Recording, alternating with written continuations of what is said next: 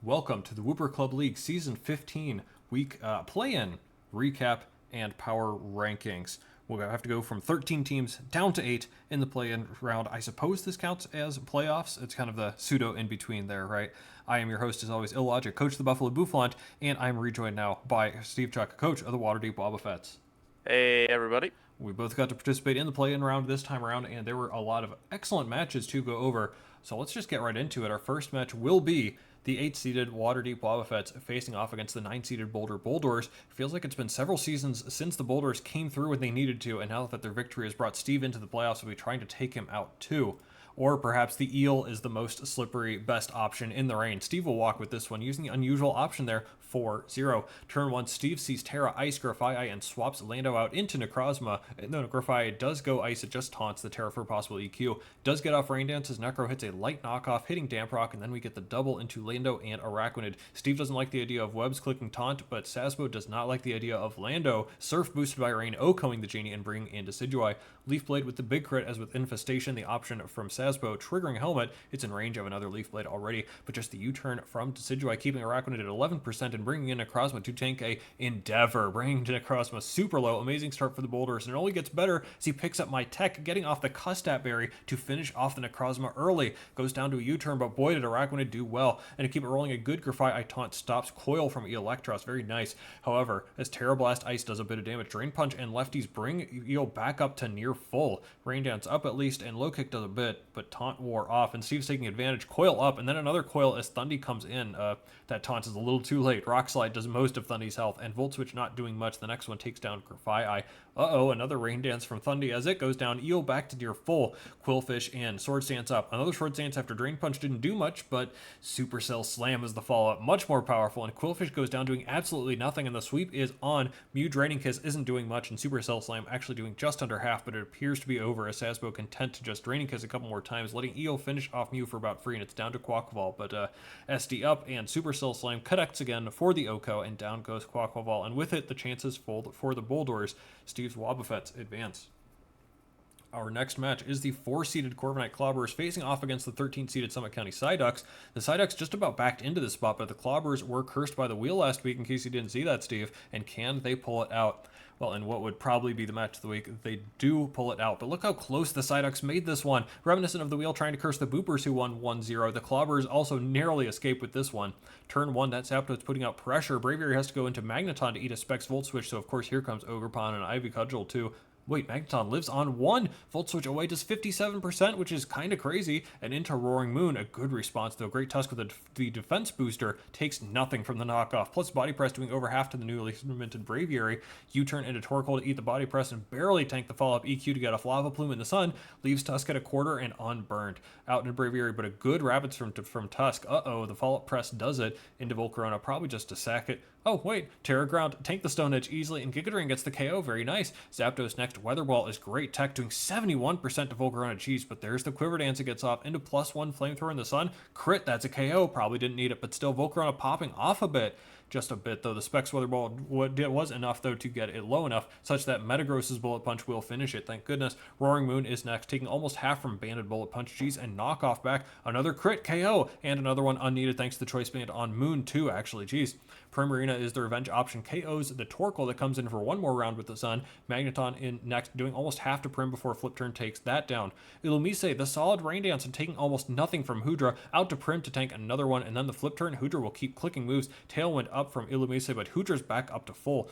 Wish up though? Oh, Ogerpon tanks a Flash Cannon and is healthy yet again. Now that's healthy too. Illumise in range of one more hit, sets up Tailwind as the Psyduck swap back to Roaring Moon, gets off a Wish before going down and into Primarina, healing that back up to near max. Jeez, Hoodra can only get Prim down to half before going down, but that means it's up to Roaring Moon. It clicks EQ to take down Prim, and now it's just an 83% Ogerpon that just needs to tank an EQ down to 50%, and Misplay Rough.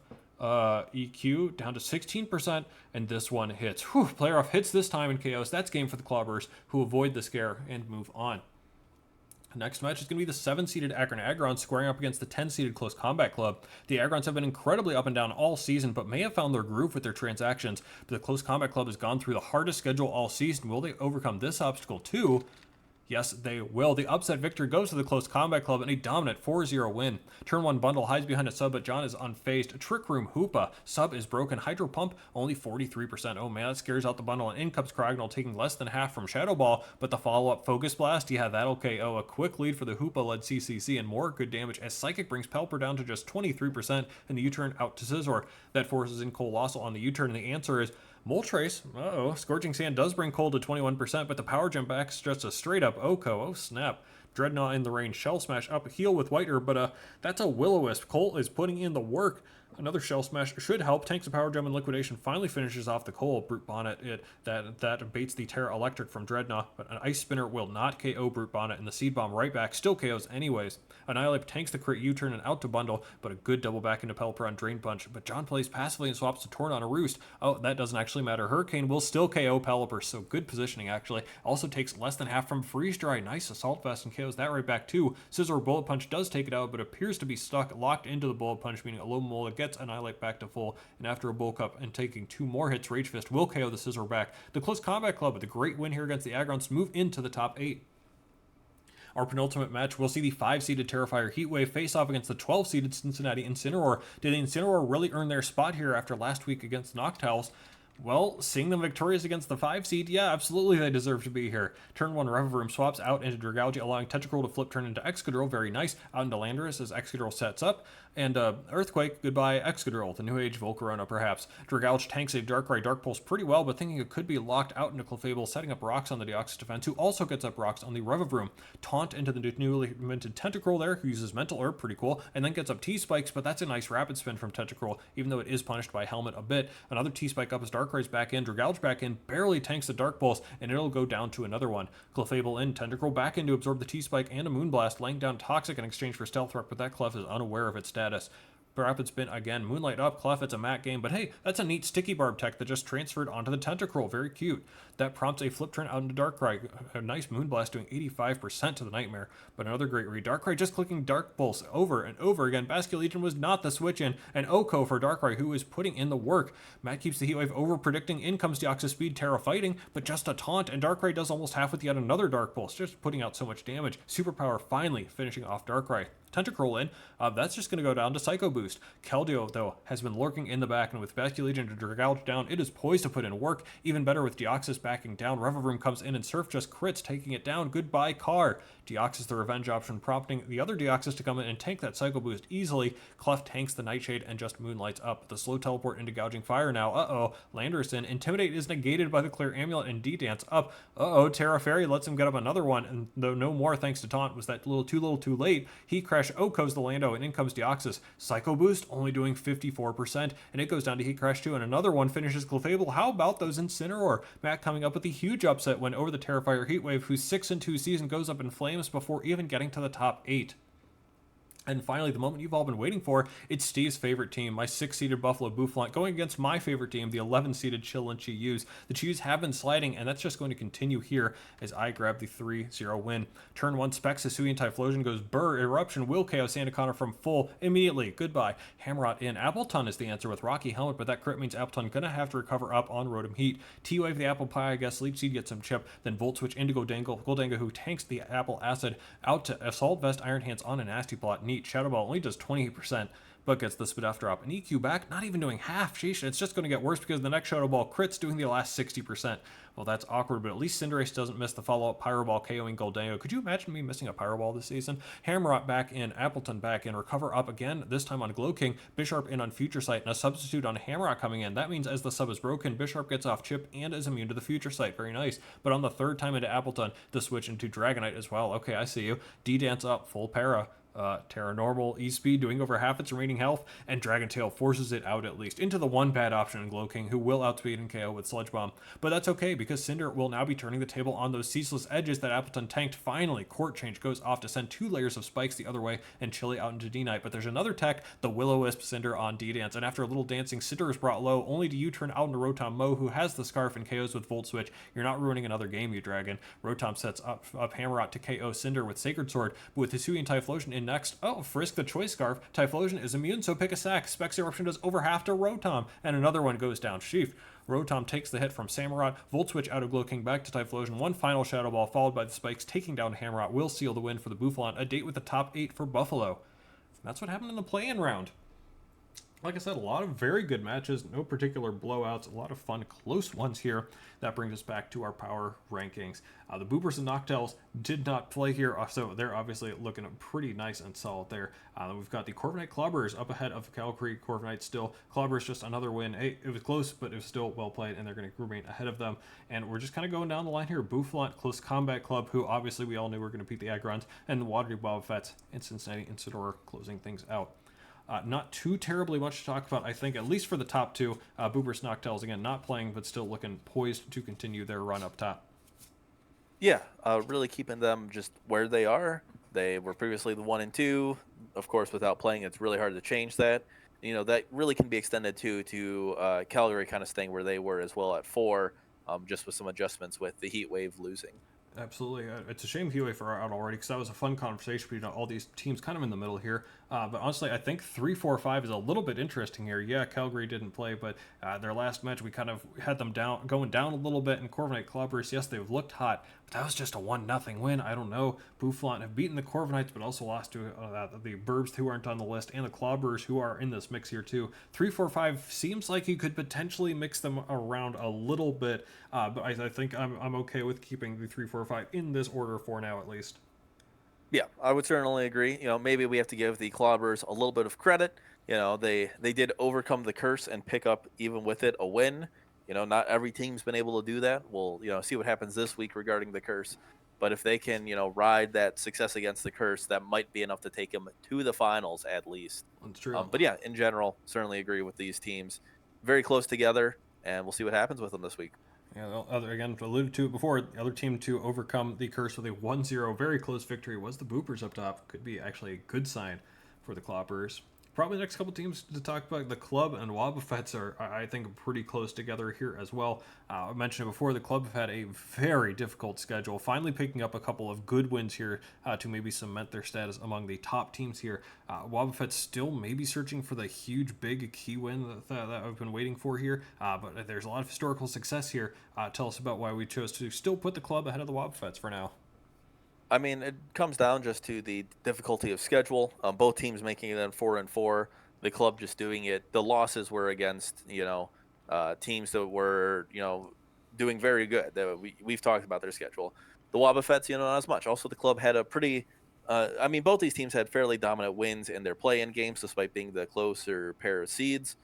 But no reason to really shake up the boat. We didn't see anything too impressive. Maybe we lost a little confidence in me. I sacked Necrozma again, so maybe we should keep the Club up there. And despite that, we do see the Excadrill sacked probably even more often there at the Incineroar. Actually picking up the pieces a little bit there with some of the other Mons, which is kind of nice there. How much confidence do we have the Incineroar to even win one more game against maybe any of these teams? Well, given that they're at 8 and we didn't kind of lump them in with everyone else, our confidence might be a little shaken. They certainly could. They could pull out another win. The win against the Heatwave is probably the biggest upset, both in seeding and in general surprise of the last week. And I wouldn't put them out of it. I certainly would expect their future matchups to be underdog wins if they keep pulling through. But maybe that's how they like it, and they'll play better that way. Yeah, absolutely do. It sure seems like they've been on the up and up the past couple of seasons, making it back to the playoffs more consistently than in some of these middle seasons here a few seasons ago, and have been looking pretty nice recently, even in what appears to be a down season, still able to get a very nice upset win here in the, I guess we'll call them pseudo playoffs. That'll do it for power rankings. I guess we should talk about the standings at least a little bit, because this will dictate the matchups here in the next section. We did lump everyone together to fill out 1 through 8, but fun fact here, Steve, all the odd-seeded teams lost. So the Bouffalant were 6, Wobbuffets were 8, Combat Club were 10, and the Incineroar were 12. Is there anything to look into there? Are odd numbers cursed now? What happened? It's very possible. The curse wheel didn't do it, but maybe we have to give it the option to so it can follow through on future weeks. I kind of like that idea for sure, for sure. But not too much to look at with standings because we really need to dive into the schedule here. We only have 7 matches left to determine the winner, and 4 of them are coming this week in the quarterfinals. A couple of rematches, some very good matchups. So, as we generally do in the playoffs, I have a few questions for you, Steve, to talk about these matches. Instead of just simply picking a winner or a loser here, I think it's much better to talk a little bit more in depth and be able to take things in different directions here for the matchups. So, here we go. The first matchup there is the 1-seeded Woopers against the 12-seeded Cincinnati Incineroar. We did see in their play-in match that Incineroar did use Gouging Fire quite well to clean up, but it sure feels like maybe the key to their success could be the great use of Darkrai, Keldeo, and Tentacruel, some of the role players they've had in their match here too. In a similar way, the Boopers used their Enamorous to incredible success the past few weeks, ever since they decided to make that a Terra Captain, which in hindsight seems like a no-brainer, but wow, it turned their season up a whole nother notch. So what do you think will be more important here? The Gouging Fire versus Enamorous, the KO leader, or the secondary pieces? Just a reminder that Excadrill has been sacked quite often, and the Boopers do still have a whole Sneasler and Baxcalibur, among others, still on the team there too. Yeah, taking a look at this, I think it'll very much come down to the role players. Both of these coaches have really been favoring, and the Mons himself leaned themselves to kind of cleaning, sweeping roles. Gouging Fire likes to come in, use its bulk to set up a Dragonance and sweep.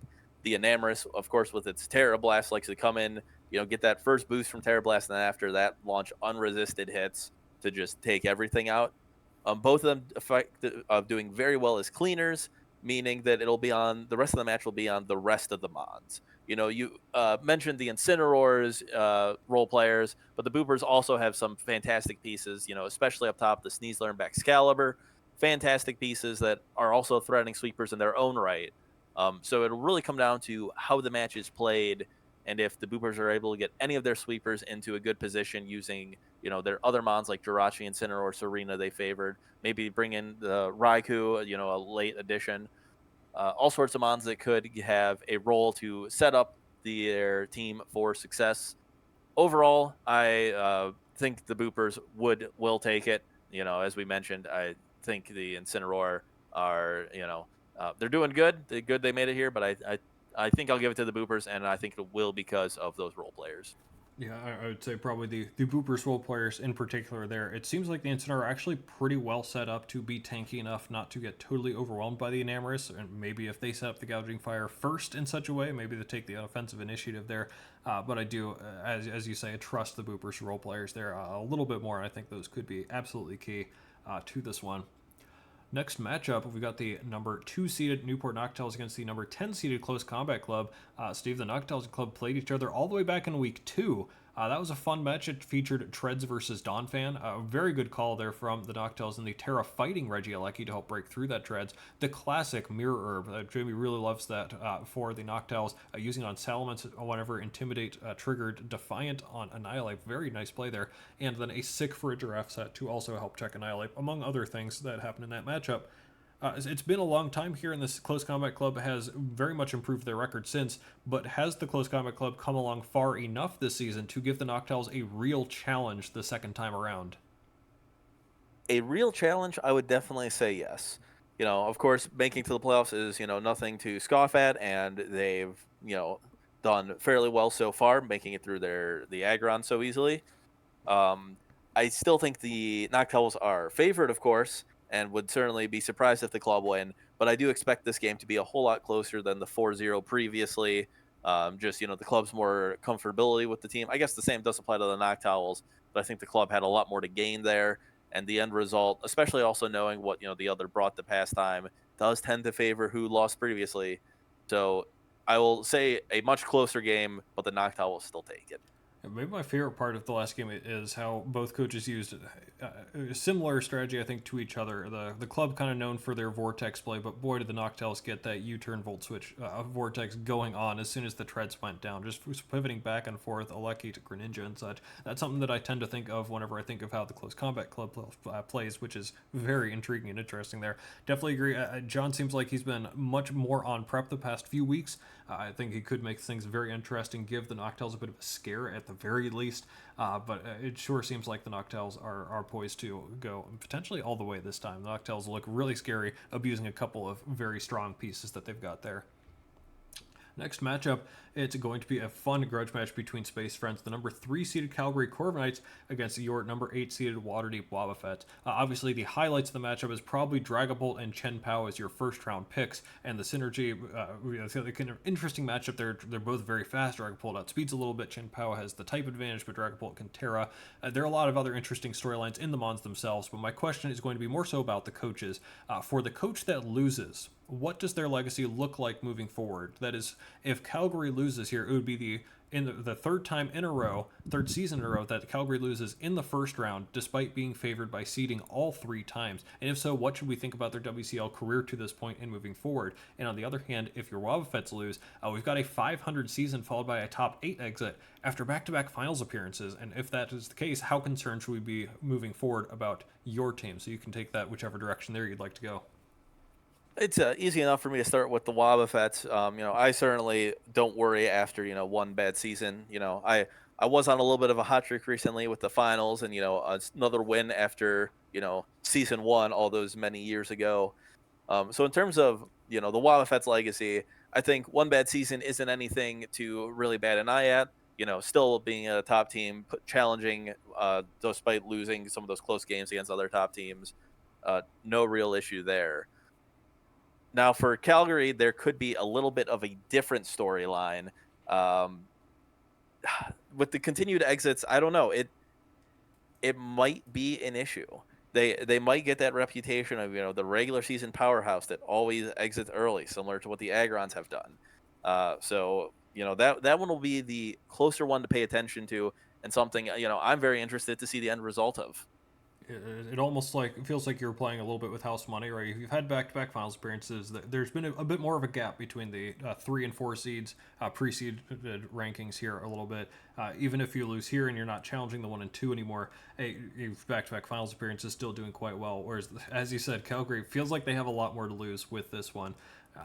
It's really tough to say that they're an elite team when, yes, they can finish pretty consistently about 6 and 2, but never get over the hump when it matters. That's such an intriguing and interesting storyline there to potentially follow. Wonder if they can get over that hump. We even saw the Boopers that are kind of getting up to this point here too. Calgary kind of needs to follow in their footsteps in about the same pattern here by getting a win at some point.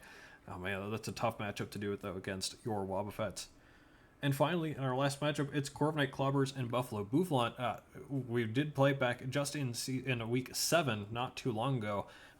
Not to toot my own horn here, but the only 2 times the Bouffalant have lost in the playoffs to a team they did not already defeat in the regular season are the Steamrollers, in which it happened in Season 8, in which they lost to the Steamrollers twice, and then again in Season 10. The Clobbers have a chance to do so this season too. Considering the nature of their first matchup, Ogerpon had just a great move set, great call on a lot of those moves, and won a couple of 50-50s to kind of pseudo-sweep. That kind of changes the nature and balance of the first matchup out of 2. So how much do you want to see the Clobbers adjust, or how much do you think they need to adjust after they already won the first time? I think the Clobbers will want to not reinvent the wheel here, but certainly will want to take some adjustments. Up until the Ogerpon sweep, the match wasn't looking fantastic. Maybe reevaluate some of the mons and selections there. Some sets like the Ogerpon worked very well, but how much of that was the surprise factor of not running the Ivy Cudgel, or was it the whichever move they ran that you expected? There's a little bit of surprise factor there, but that'll be gone now. So maybe there's a little bit of reevaluating needed there to figure out what to keep and what to get rid of. So not a complete rebuild, but certainly retooled. The same team will not be enough. I can say that pretty much about any rematch. If you bring the same team, your opponent is almost certainly going to know what you brought last time, and in their mind, they're playing against your past team while trying to plan for what you could do. And if you just bring the past team, you make it so easy for them to just win on the spot. So yeah, definitely think the Clobbers should need to readjust slightly. I mean, of course, the same applies to the Bouffalant as well. But this is the match I am most excited for this week. We kind of mentioned in the power rankings that the 3, 4, and 5 we felt very close about, and these are 2 teams in that. it should in theory be the closest match, and is really a coin toss to whoever will win it. Definitely interested to see what changes can be brought. I definitely don't want to understate the value of something small like that Choice Scarf Salazzle catching me off guard in their first matchup too. That was very awesome to be able to work towards that particular game plan. But then there are some other smaller mind games too. There, I noticed that I was able to outspeed the Primarina by 1 point with Iron Hands. We've seen some interesting, fun things like that. Shout out to our Guzzler versus Pilliswine matchup back in, I believe, season 10 or so. So I wonder what kind of small, even speed adjustments are going to be made there from some of those other mons that we didn't even get to see that interaction. But now that we've kind of have the ability to look at EVs and sets and everything, I wonder what kind of adjustments will be made there. How deep in the weeds do you think we need to go? That'll be very interesting to see whenever we get into the match there finally proper. But that's going to do it from us. We've got the quarterfinals coming up. As I said, only 7 matches left. Only a couple more of these recaps to go. Only this one, and then we get to go over the semifinals matches. And then it's off to the finals, and oh boy, this is going to be an absolute blast. We're going to be able to have Michael back on to feature the finals match as well. We're coming up to the end of the regular season in what appears to be finally a sane season here, as we just have a standard, normal, regular draft. So thanks for joining us. Thanks to Steve for hosting. As always, we'll see you as recap the quarterfinals matches next time. I mean, did I say finished? No, I didn't actually mean that. And of course, I would never forget anything and add this on at the end either. We do still have to go over the curse wheel as well. And this is definitely not edited to get the team that we want to get cursed, as we will prove right about now. But Steve, we mentioned before, the Clobbers are the ones who got hit with the curse last time, and it didn't seem to work. We're going according to the power rankings, not the standings again this time. Do you think maybe that was the issue? No, we've been going on the power rankings all season. There's no reason to have. I guess last time we did it by the seeding. That's true. So it is a little ambiguous, I guess. Last week, we'll have to keep a close eye on that, mark it as a deviation, and figure out what we're doing about this moving forward. Yeah, the better understanding we get of the wheel, the better it's going to end up being here. And ooh, that is not a great sign, as it just moves past 4 into 5, and that's proof that we didn't rig this. Well, one team cursed the previous week, and the next team cursed the next week. Wonder how the Clobbers Bouffalant matchup is going to go, Steve. Yeah, that's real interesting. The curse on Buffalo. We'll certainly see if they're able to break through it, as a few teams have, and maybe they'll be susceptible to the double curse next week if they keep making it. That's pretty terrifying. I could not possibly be, because I changed up the wheel this last week to be able to accommodate the unusual seedings, or the fact that I definitely didn't forget to do it, that it's getting revenge on me, but we'll see what happens. So once again, we'll see you next time for the quarterfinals.